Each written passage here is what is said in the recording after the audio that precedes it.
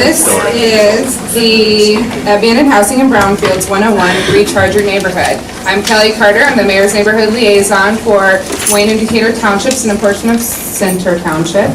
And I'm going to be moderating today. So this is Neighbor Power. If this is your first class, let me just give you a little overview of what this year's theme is. It is electrifying our future. So alone we create static, together we are the energy for which powers our future. So this is just an opportunity for neighborhoods to get together and talk about successes in their neighborhoods, learn about different things that they can do and different assets that the city has along with other agencies where we can all kind of work together and make sure that we have a successful future. So I'm going to introduce our panelists today. We have Kim Starnes, he's the Redevelopment Administrator for the Department of Metropolitan Development, and Mark Borkham, who's the Asset Manager for the Department of Metropolitan Development. So I will let them begin. Thank you. Good morning. Good morning. Good morning. I'm Cam Starnes. I'm the Administrator of the Redevelopment Division of the Department of Metropolitan Development for the city of Indianapolis. And I'm here to talk about brownfield properties. And I thought we'd start with what are, maybe I should get up there and run the PowerPoint. How about that?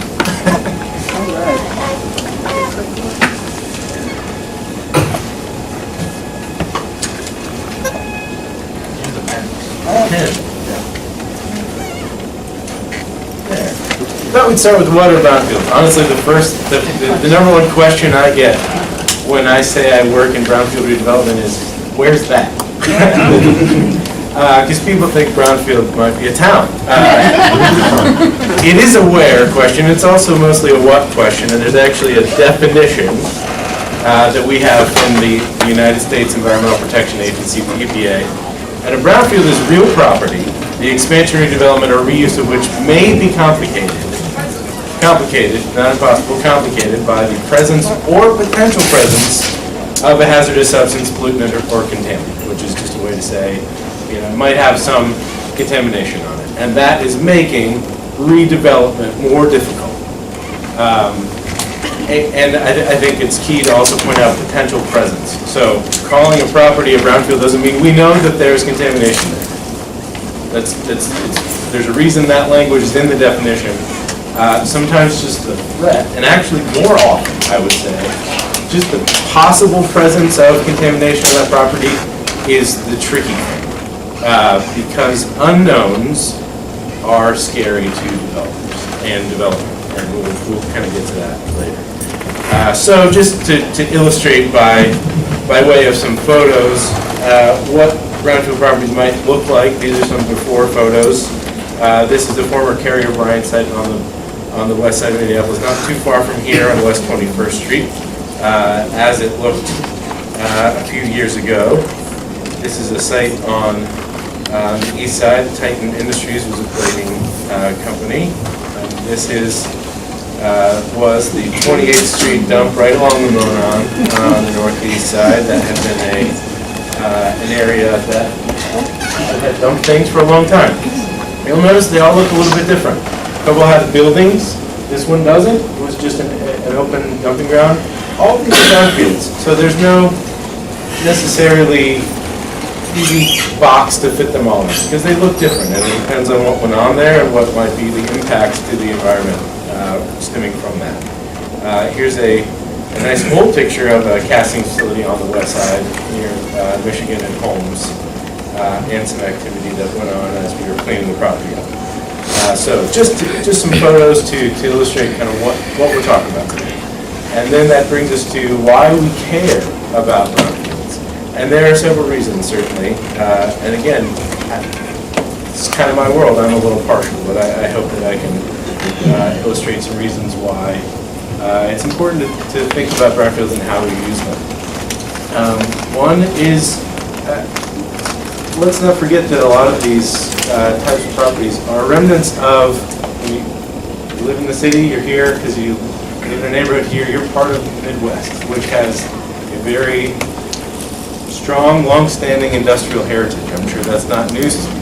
That was the backbone of the Midwest. We made things, and less and less we make things. These properties are left behind from an era where that was really the core of the economy throughout the Midwest. And especially here in Indianapolis, I should go ahead and mention, we are in a city that is a conglomeration of a lot of small towns. So your neighborhood probably used to be its own town at one point in time, and probably has its own industrial area and housing area. And so we have, when we talk about where are brownfields, what are they, it's important to recognize here in Indianapolis, they're scattered all over the place. There's not one corridor where we put all the industry, everybody that made stuff was in one area. They are scattered throughout. So whatever neighborhood you're here from today, there's probably properties like this in your neighborhood. And so I think it touches all of us, and it's important to talk about. But, not only do a lot of times brownfield properties look ugly, they're blight, they can be unsafe to be in and around. They also represent, I think, they're symptomatic of economic decline. So brownfields, I don't see them as problems unto themselves so much as symptoms of a larger need for new investment in a neighborhood, in a city. And so I think it's important when we think about brownfields to think about them in the context of potential job growth. If you look at something like the Carrier Bryan site, big 20-acre parcel that used to be a lot of people worked there, and they don't. So how do we get those jobs back in some way or fashion? And I think it's good to approach brownfields as a potential site for that to happen. So we like to see redevelopment of brownfields in ways that bring employment opportunities back to neighborhoods. Additionally, properties that look like the before pictures that we just looked at can have a negative effect on property values in the area. Once those properties get redeveloped, if we can get them to that point, it has the opposite effect. And if you live in a neighborhood that's nearby one of those places, and we redevelop that property into something that represents some new investment, hopefully some new employment opportunities, etc., that brings your property value back up, and that, as a property owner, you benefit. Further, I thought I'd go ahead and mention TIF, tax increment financing. We do an entire presentation on TIF and what it is and how it works. Long story short, if you're in an area that has a TIF district, create one. Realize that the game there is to capture tax increment, so additional assessed value of a particular property. If a property is a derelict, sort of blighted brownfield site, it probably doesn't have a lot of value. Once it's redeveloped, the value goes up considerably. And especially if that's a commercial or industrial property, the difference between what it had been assessed at before it was redeveloped and after can be big. And that can benefit a TIF district and be money that can be used for further development. So I should bring that up just because brownfield properties are really good at creating a lot of increment that can be used for other things. Another aspect of why is improving public health. So contaminants left behind by some industrial sites, and that would include a variety of manufacturing activities, gas stations, railroad yards, all those kind of things. Some of those contaminants can pose a threat to human, wildlife, and environmental health through soil and groundwater. So I think we probably get a little bit far afield if I go into the details and the science of how contamination works. Plus, I can fake it. I'm not an environmental engineer. I deal in the area, so I can kind of talk through some things. But I think just in general, we know that some of those contaminants, over time, exposure to them can cause public health threats. And so the more that we can leverage whatever resources we can to redevelop the property, we eliminate those public health threats, in addition to the economic benefits that we talked about first. And so that brings us to how. And this is often the hardest question of all. It's not an easy thing. As I said before on the front end, brownfield properties, or the presence of them or existence of them in a neighborhood, in an area, are symptomatic of a larger scale disinvestment that touches probably the whole city, especially when we talk about the Midwest and the decline in manufacturing in the U.S. So it's not a simple thing, because again, even if an entity, neighborhood group, city, state were to come in and clean up the brownfield site, that's only part of the solution, because what you really want to do is encourage new economic growth in the neighborhood. And so we want to look at it not as just a Band-Aid approach, but part of a broader solution that would involve plenty of other things in the neighborhood. So this is a complicated process. Some of the how is through layers of teamwork. Some of these pictures are from some community meetings that I've been a part of related to brownfield properties in neighborhoods around the city. We're currently undergoing the Carrie Bryant site I pointed out earlier, and we'll get to an after picture. The city owns that site. We're involved in a community-led planning effort around the reuse of that site. That's teamwork at work. The steering committee for that grant includes neighborhood residents and leaders. It includes economic development professionals like people from the Indianapolis Chamber of Commerce, involves city officials, involves consultants, the EPA is involved. And so it often takes that many people and that many layers of teamwork to really make a good holistic redevelopment happen. I thought I'd point out roles with regard to the various parties in terms of brownfields. The state, which has the Indiana Department of Environmental Management and also has the state brownfield program, is the regulator for the state of Indiana. So they have the enforcement authority to enforce environmental regulations on property owners and subsequent purchasers and all that. But the oversight is from the state, not from the city. The city has several roles other than that. We have some grant funds from the EPA that we administer that can benefit property by providing environmental assessment, so some testing, so we can know what the story is on the property and what might be some of the impacts from the prior uses. We have a revolving loan fund, the city does, for redevelopment. We can fund certain types of activity at a below market rate basis to help facilitate redevelopment of brownfield sites. We get involved in property transactions. The city can take property, and Mark will get into some of the ins and outs of tax sale and surplus property a little later. That's the same process for industrial and commercial property that might be a brownfield. And we can, the city can sometimes facilitate property transactions through getting involved and putting something in chain of title. And then also, certainly, land bank properties can be transacted through maybe in other methods. So again, we'll get a little more into the transactional side as to property. Neighborhoods, which is why you're all here. Roles for the how you develop brownfields. Organization is really important.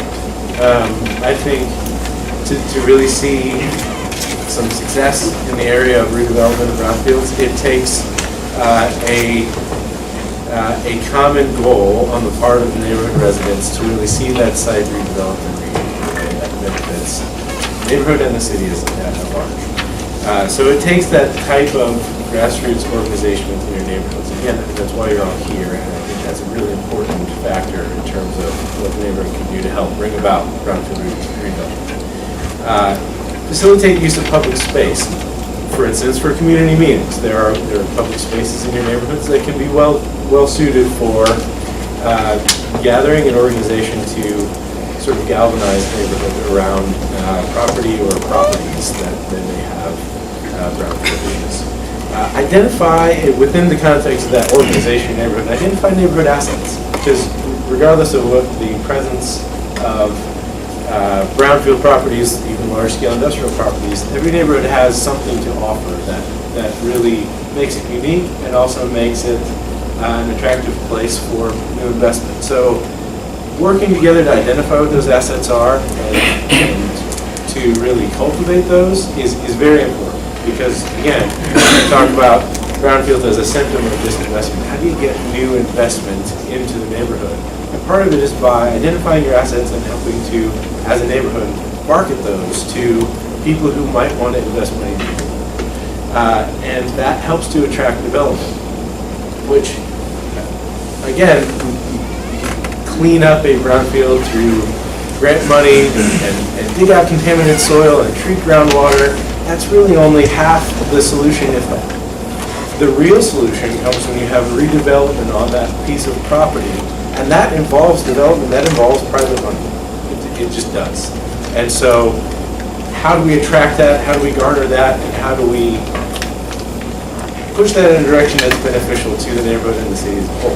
Those are key points. But I think it's important to recognize on the front end that true redevelopment that is a success that turns around a brownfield property is going to take some partnership to garner some investment from some outside partners. And helping to bring that along is very important, and it takes organization, it takes identification of assets, and it takes also being open-minded. Some of these properties that we're talking about, brownfield properties, will be limited in their reuse potential. So some sites, and not all, but a lot of brownfield sites, especially larger industrial ones, won't support residential redevelopment, for instance. It can happen, but it very much depends on the scale and the scope of the contamination. And sometimes that is just to clean that up to a level so that people can live there safely without the threat of the public health hazards that we talked about earlier, can be prohibitively expensive. So it takes an open mind with regard to the reuse of a particular piece of property. And sometimes that takes the shape of being flexible in terms of the environmental potential for reuse and the economic potential, and often those go hand in hand. The standards are higher for residential property because the regulator, the state, and the federal government are more concerned about long-term exposure that could lead to health hazards. So I think it's for all of our collective benefit that those regulations are in place. That can often make, those standards can make cleanup for residential redevelopment prohibitive. So that's just an aspect of why it's important to be open-minded with regard to brownfield development. So that brings us to some after pictures. This is the former Terry Bryan site. We saw some buildings that had drugs in it and graffiti and plenty of destruction and haven for crime. Now this is actually it's more completely demolished than this. But the buildings are gone, foundations have been crushed, the site is flat, and all the buildings are gone. And we've done environmental assessment, testing, and we expect regulatory closure on that site. So it's positive. Titan Industries, same way. We've got a nice, clean, graded site now. That blighted building is gone, the overgrowth is gone, and so that sets up a good potential redevelopment project. This site is undergoing some remediation now that the city is funding, and will be a good, hopefully, redevelopment target and community asset in the future. This is the 28th Street dump. Remember all the tires and junk that people had piled up on that site for years and years and years. The city got a grant from the state, actually, OCRA, to clear that site, and it looks a lot better now. And I've noticed anytime I go by there on the Monon or otherwise, it's stayed nice and clean and flat. We've seeded it with grass, and so it's now ready to be marketed and be used for redevelopment. I should mention too that this kind of activity that cleans up a 28th Street dump or demolishes a Carrie Bryant site isn't cheap. And so I think there's sometimes a misperception among some people that demolishing a building is easy and inexpensive to do. The Carrie Bryant demolition was over $500,000 just to take it down and grade the site. It's really not cheap at all. The 28th Street dump, I think, $200,000 to $250,000 to clear all that debris and grade the site. So do know that there's I don't mean to sound self-serving, but do know that there is a considerable front-end cost. And we know and understand in the city that some of these blighted properties are problems in neighborhoods, and we would love to solve them all tomorrow. But know that resources and shifting them around to make that happen is not always easy. So I just want to be clear about that. I'd love to make all the brownfields in the city into things like this, which is on the west side. This is Lincoln Apartments for veterans with housing challenges. It's a former casting facility. It was a certainly a brownfield property where there had been some manufacturing. The properties had been demolished several years ago. The city used some grant money and some other sources to do some remediation and facilitate development, again through a private developer, of this housing complex, which has been very well received. The city was gracious to be recognized by the EPA, the federal and national EPA conference this past year regarding the work on this project. So it shows a possibility, and so I think it's, while it's difficult and it takes a lot of teamwork and there are a lot of steps and it can take a long time, it's expensive, I think properties like this illustrate that it's worth it.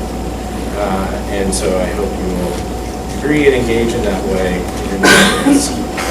I think we'll take questions maybe at the end, but for now I'll turn it over to Mark to talk more about housing and tax sale and transactions.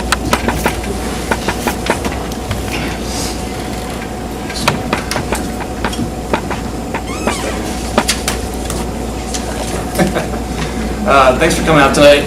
Again, I'm Mark Fork. I'm with DMV Asset Manager there. So I help manage the land bank and all the city-owned property. But I put in this presentation kind of a couple of things that we don't deal with at the city, more the county-wide. So I want to talk about more of how can you actually purchase property. So when you guys see abandoned housing, it's not always owned by the city. It's owned by people that aren't paying their property taxes, aren't paying their mortgages, or whatever the case may be. So there's a lot of misconception of, oh, well, it's abandoned, so the city must own it. That's not always the case. The city owns about 700 vacant properties in the land bank itself, which is down from about 1,200 2 years ago. So we're making progress. Contrary to popular belief. But, so one of the things I didn't put in here was a sheriff's sale. That's kind of the first step for purchasing property that's abandoned. It's not always abandoned, of course, but that's one of the first opportunities for someone to purchase a property outside of a private transaction from citizen to citizen. So, tax sale, again, it's administered through the county, auditor and treasurer. They are eligible after not paying property tax for a full year. And this is the important part, and this sentence doesn't exactly come out very clear, but the property maintenance is still the responsibility of the owner, whoever the name is in, the deed is in. So it's not the city's responsibility, so it's still responsibility of that property owner. So in tax sale, you're not actually purchasing a property, you're purchasing a piece of paper, a lien certificate. So and then there's a 1-year redemption period, so you wait and they can, and I don't want to get into too details of the weeds, so in doing this stuff makes me nervous, so if you want to stop me and ask questions, please do. Perfect. Yeah. Bankruptcy, the bank takes the property, Yeah. they leave it in the name of the guy that's bankrupt. What do you do about it? What can you do about it? You just leave it hanging. Yeah, so that was one of the big discussions in the legislative session this year. Yeah, we did not solve that problem, I'll be honest with you. We've gotten better with Senate Bill 415. We've made progress on it in the State House. Senate Bill 415, you can look that up. What that allowed, it moved us forward in that process. That was a big discussion point this year. And honestly, that's not solved yet. To be honest with you. Yeah. We have a property that's been vacant for 5 years. Sure. $24,000 taxes they owe plus penalties. Yeah. And they had a tax sale October 6th. I Yeah. don't know exactly what happened. But I was told, even if somebody bought it, Be careful of what people just tell you randomly. okay, well, this is here. Sure. That if they buy it, the original owner has a year Yep. to pay your taxes. Yep, that's exactly what this is. It's already been abandoned for 5 years, and I'm trying to think how we can change that. Again, Senate Bill 415 helped us because it reduced that redemption period down to 6 months actually. So we're making progress on that. It's not going to be an immediate, we're not going to do that and be done with the problem. But if that property did go into tax sale, now they're starting that process, so now we'll have 6 months, and they have a chance to redeem it, pay the property taxes. If they do, they'll be the owner of that property still. If they don't pay the property taxes, the bidder of the lien then can take possession of that property. Or not. Or not. That's correct. But to solve for his particular question. In 6 months now. Yep. Yep. Then the city has the opportunity to. No, the city does not. They're the bidder of the lien. The bidder of the lien has the opportunity to then own that property.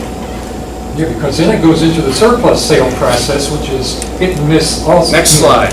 Okay. Yeah, no, you're right. Yeah, but on this real quick, Yeah. is there any possibility that like a woman who does not want a child, takes her child to a hospital, fire station, or police station, a property owner who at some point in time, I'm sure you will agree, makes a conscious decision, I'm not going to do anything more to this property, screw it. And they walk away from it, and there are very little ramifications on that. Is there any way that that property owner can make a quick claim deed to an entity like a neighborhood association and then be relieved of all future liability so that now the neighborhood association has the legal right to go in there and do something with that property? Yeah, if the neighborhood association is proactive and talks to that property owner, they can, that's a private transaction that they can work on. They can, in a neighborhood association, yeah, they can bid on a tax sale property if they want. But they can, Well, I'm not, you know, there's a point where the property owner says, I don't want anything more to do with it, and just be able to give it to an entity. You know, just like that abandoned baby. I would say, yes, could a neighborhood association accept a quick-claim deed for a property from a private property owner? Absolutely. Now, I would caution you about assuming that you can take that without any liability. If Right. that property is tax delinquent, has fines on it from code enforcement, those Damn. won't fall off. And you know exactly what happens with a property like that after it goes through a tax sale process and either doesn't get sold or gets sold and doesn't get redeemed. It goes through however many years, and you know how many it can take in a surplus property that we've got abandoned properties out there for 10 to 14 years, that at the very end of this whole process, those all drop off anyway. So how can we put something together so that we can get control of the properties and then employ the neighborhood kids? Instead of selling drugs, they're over here keeping care of a property. Instead of tearing the house down because it's gotten deferred maintenance, catching it beforehand and putting a needy family or homeless who wants to have a property in that property. Yeah, no, fantastic idea. And as to accepting property, yes. As to how the liability is apportioned with regard to donation, I think that's a Okay, question. we need to work on.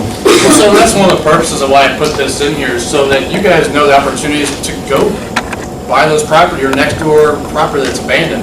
These are options for you guys to go attend and go to these auctions. So these are other options for you guys to be able to take action and get properties. Is there any way that a neighborhood association can become aware of the first cycle of property is delinquent in property taxes? So that we can go and either help the homeowner or be aware that here comes a problem in 3, 5, 10, 15 years. The treasurer does send out letters to abutting landowners if they're interested in purchasing. So if it is a next door property where you live, they do send out letters. I know, but I'm talking about the first time the payment is missed. No. Okay, how can that possibly be changed That's so that we can become aware of it? That's going to be a county treasurer question. Okay? Again, that's the difference. We don't do the tax sale and the surplus sale. Okay. I would just educate you on what's out there. Understood. Yeah. Now, that's certainly Yeah. recorded. I think you can find that out, you'd have to do your own research. I'm not Right. sure there's a way to get notified. Right. But that information is maintained by the treasurer. And Yes. if you were to call them and talk about a particular property, they would certainly tell you if there's update on this. Does that help? Okay, question here. Yes, you, yes. Okay. You're next.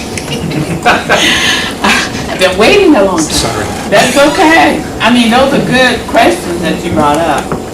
What happens to, because the person who goes to the tax sale, their buying the lien. Yes. Not the Uh, the- property. Right. Yep. But what happens to the money that he or she bought the lien? I mean, do they lose? Where's the money? The bidder of the Yeah, the lien, bidder. where's their money go? Yes. And do they get it back? You know, if a homeowners come Yeah. and say, I want this. Yep. So They say get that, that money say back that, then? say the current owner of the property comes back and says, I'll pay that tax bill. Oh, okay. I'll pay it off. So they will get, the bidder of the lien, then will get, the amount they bid plus interest. Okay, And then they get their money back. okay. Yep. So that's how that process works. Okay. Next step, what if they don't pay their taxes? If they don't, then the bidder of the lien then can, there's a legal action to go through, then they can acquire that property. For what they bid on the property, right? Yep. Okay, all right. And the third hidden step, if they do not redeem it, I mean, if they do not exercise their tax lien, If they don't if exercise they the don't tax exercise lien, your tax lien, then the property will eventually go into surplus sale. okay, but what happens to the money is her question. You know what, that's a good question. I'm pretty sure that it gets returned to the bidder with no interest, if I remember right. That doesn't happen very often, but, so, any other question on tax sale? We can move on to His surplus sale? question? Yeah, It goes to map.ind.gov, put in the address telling them this tax is due. that's correct. You know what, and that's a, yeah, maps.indy.gov, that's a great public tool to find out who owns the property.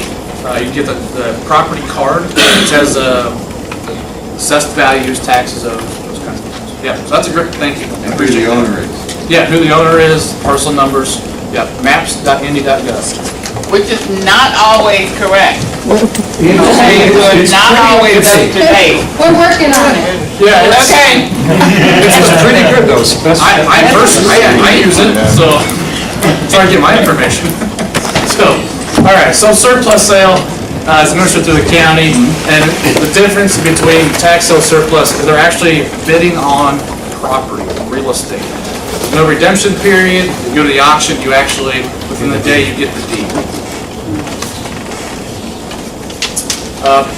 DMD, where we work, we actually have the ability to pull property from the surplus list so that we can do brownfield redevelopment projects, other projects that we need have a development purpose, because that's what we do, Department of Metropolitan Development.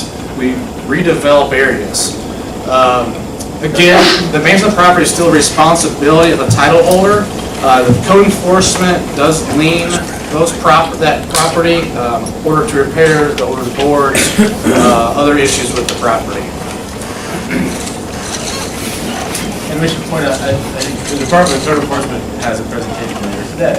So I think it's actually going on right now. It's going on right now. Right now? Oh, well, that's Steve's over. Yeah. So, but, yeah. Yeah. Say that again. We have no idea. I have no idea. Sorry. 3:55. I knew I had to be here. Steve will do a great job. Yeah. For instance, you know, just picking one property, what would be the cost difference if you go through this process? For instance, the tax sale on the property, what would be the kind of cost for that during the tax sale versus the surplus? Yeah, there is no normal for the pricing, because they're all, so tax sale is going to be the outstanding taxes on it. Surplus is going to have outstanding taxes plus code enforcement liens, so.